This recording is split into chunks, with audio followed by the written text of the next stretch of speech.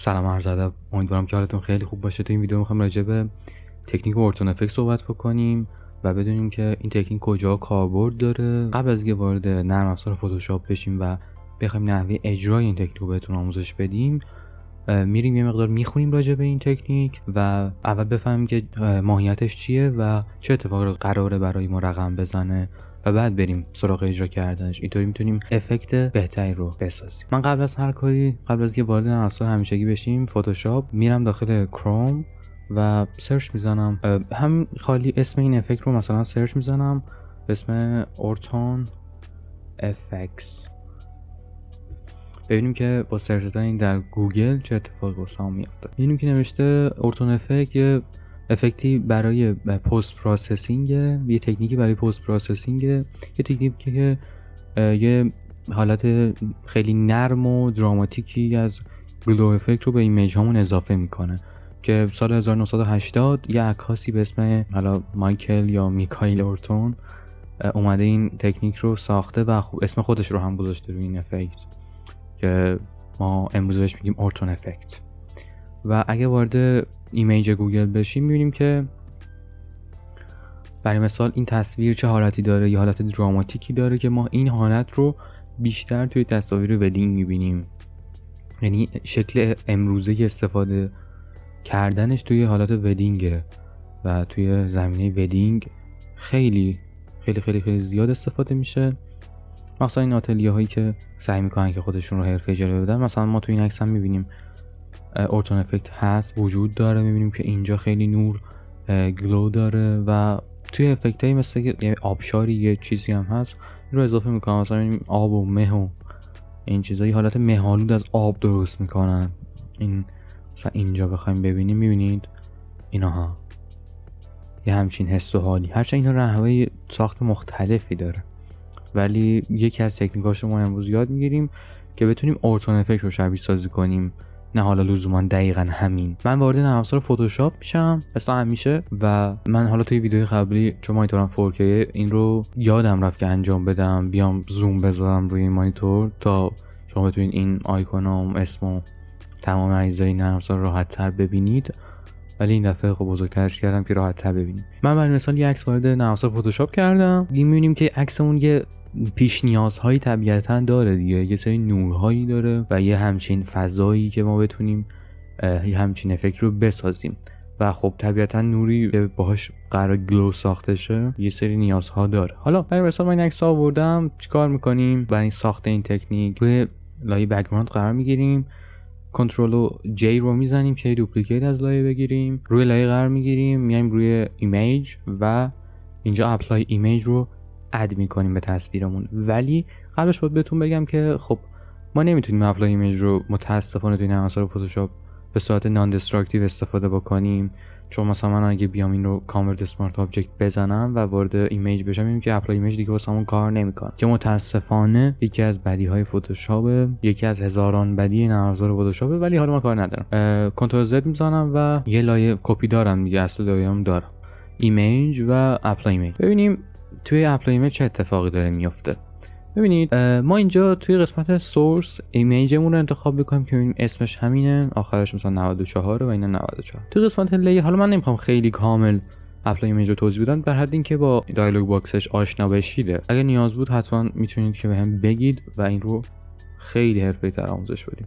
تو بخش لیر ما طبیعتا باید مرج بکنیم لایه هامون رو دیگه، یه برایندی میتونیم ازش داشته باشیم یا میتونیم بیایم روی همین لایه اعمال بکنیم دیگه. مثلا من رو همین لایه اعمال میکنم و قسمت چنل هاش رو میتونیم جداگونه مثلا تاثیر بدیم و ضرب بشه در هم. قسمت اینورت داره که ما نیازش نداریم. بعد قسمت بلندینگ خیلی مهمه و مهمترین بخش این پنله، باید بهش بپردازیم. میبینیم که ما اینجا همه بلندینگ مودهای فتوشاپ رو داریم و روی هر کدوم که قرار میگیریم یه اتفاقی میفته. ما برای ساخت اورتون افکت نیاز داریم که چیکار کنیم؟ بیایم این تصویر رو از تیرگی‌هاش رو تیره تر بکنیم در شرایطی که به روشنایی‌هاش آسیبی نزنه و روشنایی‌هاش همینطوری بمونه. پس باید چیکار بکنیم؟ از بلندینگ مودهای کانتراست استفاده می‌کنیم. میایم روی مالتیپلای قرار می‌گیریم که تصویر بالایی رو روی تصویر پایینی ضرب بکنه و ببینیم که همچین اتفاقی میفته. حالا اوپاسیتی داره، پرشر ترانسپرنسی، ماسک و خیلی اتفاقات دیگه که حالا میتونیم ازش استفاده بکنیم. البته که پریویو هم هست دیگه که ما میذاریم که ببینیم چه اتفاقی میفته. من روی مالتیپلای اوکی میکنم تا به این نتیجه برسیم. میبینیم که نتیجه خیلی دارک تری شده و ما هنوز قسمت های نورانی تصویرمون یا هایلایت های تصویرمون رو در اختیار داریم. و روی لایه قرار رو میگیرم، کلیک راست میکنم، میتونم از اینجا کانورت اسمارت آبجکت کنم یا از اینجا من حالا پلاگین دارم میتونم راحت تر با یک کلیک این عملیات رو انجام بدم. روی لایه قرار میگیرم و میام سراغ بلندینگ مود. ما میبینیم که این تصویر داره سیاه میشه، ولی من نیاز دارم قسمت‌های روشن تصویرمون هم دوبله بشه روشناییش. پس باید چیکار بکنیم؟ ضرب بشه. یعنی در اصل میایم روی بلندینگ مود این لایه قرار میگیریم و اسکرین میبینیم که ما لایه‌مون رو خیلی از حالت عادیش روشن تر میکنه و فقط روی قسمت‌های روشن تصویرمون داره تاثیر میذاره. پس چیکار کردیم؟ وارد اپلای ایمیج شدیم. من یه مرور بکنم. اپلای ایمیج، روی مالتیپلای قرار دادیم، ضرب شد و مناطق تیره تر و ما برای اینکه مناطق روشن رو هم روشن تر بکنیم چیکار کردیم؟ روی لایه قرار گرفتیم، بلندینگ مود رو گذاشتیم روی اسکرین، اسمارت آبجکت هم کردیم که میخوایم الان بریم وارد منوی فیلتر بشیم، قسمت بلر و گاشیان بلر، گاوزیان بلر، هر چیزی که اسمش رو میذارین یه بلری به تصویر بدیم. و اینجا حالا پارامتر داره، رادیوس داره، شما میتونین هر چقدر که نیاز دارید بسته به تصویرتون، بسته به محیطتون این رو قرار بدید. حالا برای مثال من اینو یکم زیادتر میکنم، یه قبل و بعد بگیریم، ببینیم که کمتر چه حالتی میشه، بیشتر چه حالتی میشه. من این رو در حد مثلا 55 میذارم ببینم چه حالتی داره. خیلی اتفاق خوبیه. اوکی میکنم و میبینیم که ما الان اون اورتن افکت رو شبیه سازی کردیم. برای مثلا من وارد تصویر دیگه ای میشم. اینجا واسه اینکه این تصویر رو بسازیم من دوباره مراحل رو میرم جلو، کنترل جی، اپلای ایمیج و این قسمت روی مالتیپلای قرار میدم، اوکی میکنم و میبینیم که خیلی تصویر دارک شد و از اینجا روی اسکرین قرار میدم. ولی من حس میکنم که این تصویر خیلی روشنه، یعنی مناطق تیرش رو هم ما باید تیره تر بکنیم از این چیزی که هستش. چون من الان روی اسکرین مثلا قرار میدم مناطق روشن میمونه و قدرتش هم بیشتر میشه، ولی واسه اینکه یه همچین افکتی ساخته بشه باید یه مقدار تصویر دارک باشه. برای همین چی کار میکنم؟ روی لایه قرار میگیرم، کنترل جی میکنم، یه مالتیپلای اینجا قرار میدم ولی مثلا با درصد کمتر، با اپاسیتی مثلا 60 یا مثلا 40 و الان اگه اینو روشن کنم این تاثیر خیلی بهتری داره. ببین بسته به تصویرتون باید پردازشتون متفاوت باشه. و مثلا من تو این تصویر دیدم که این اتفاق هست، پس واسه هم یه مقدار تیره ترش کردم. بعد حالت نان دستراکتیو هم داره دیگه، ما میتونیم بیایم مثلا بعدا بیشترش مثلا رو 50 قرارش بدیم.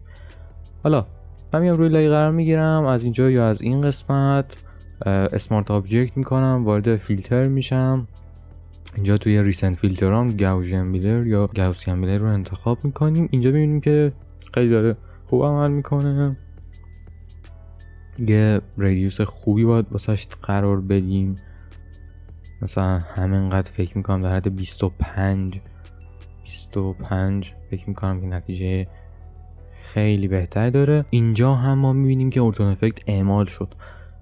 توی هر تصویر طبیعتا نتایج متفاوتی داره. حالا ما میخوایم یه جایی که خیلی کاربردی بیشتر داره، اینجا حالا میتونید امتحان بکنید خودتون بعدا روی هر تصویری که دوست دارید. این هم طبیعتا نتیجه خوبی میده به خاطر اینکه مناطق تیره بسیاری داره و مناطق روشن خوبی هم داره. ولی من میخوام وارد تصویری بشم که کاربردی تر باشه واسهتون و این نمونه خوب رو مثال بزنیم که امروز خیلی ازش استفاده میشه، در گذشته هم استفاده میشد. وارد این تصویر میشم. این تصویر ودینگیه، تصویر عروس و دامادیه که در حال قدم زدن توی این دشت یا هر چیزی که هستن و برای اینکه ما بتونیم تصویر رو اورتون افکت بهش اضافه بکنیم مراحل قبل رو میریم. چیکار میکنیم؟ روی تصویر قرار میگیریم، کنترل جی رو میزنم، میام توی منوی ایمیج و اپلای ایمیج رو اد میکنم. اینجا روی مالتیپلای قرار میدم، روی میج یا خود لایه هیچ تفاوتی نداره. بعد اوکی رو میزنم. تا اینجا یاد گرفتیم دیگه با هم. بعد وارد پلاگین هم میشم و این رو اسمارت آبجکت میکنم. بلندینگ مودش رو روی اسکرین قرار میدم، ببینیم تصویر خیلی روشن‌تر میشه و میام وارد منوی فیلتر میشم. این قسمت ریسنت فیلتر هام یا از طریق بلر گاشن بلر اعمال میکنم. ببینیم که باید یه مقدار خوبی واسش در نظر بگیریم و همین الان تاثیرش رو میبینیم یه همچین افکتی رو اعمال کرد.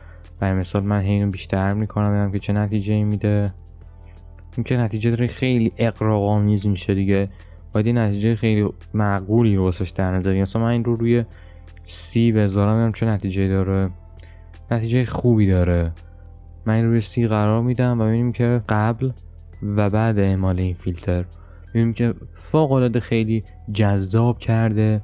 ما مثلا بعدها میتونیم بیایم این رو برای مثال یه کات یا یک به اصطلاح برش خیلی بهتری بدیم به این تصویر و همین عکس رو برای مثال چاپ بکنیم، یا همین حتی خیلی هم خوبه.